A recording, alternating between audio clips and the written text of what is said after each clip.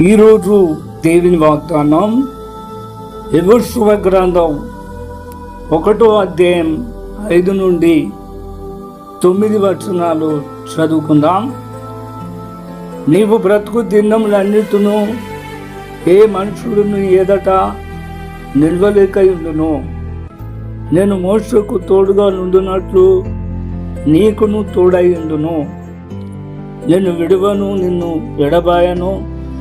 నిబ్బరం కలిగి ధైర్యంగా ఉండుము.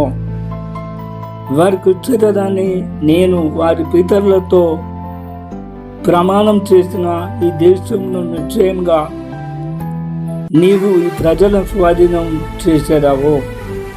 అయితే నువ్వు నిబ్బరం కలిగి జాగ్రత్త పడి బహుధైర్యంగా నుండి నా సేవకుడైన మోషే నీకు ఆజ్ఞాపించిన ధర్మశాస్త్రం అంతటి చొప్పున చేయవలెను.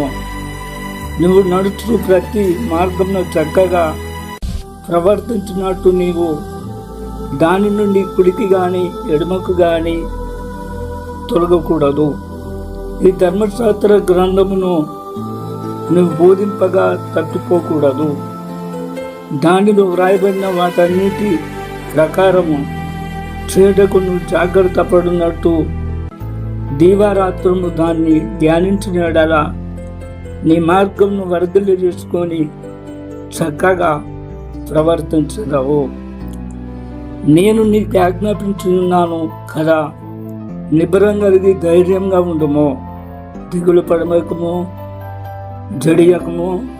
నువ్వు నడుచు మార్గం అంతట్లోనూ నీ దేవుడైన యెహోవా నీకు తోడై ఉండును. ఆమేన్.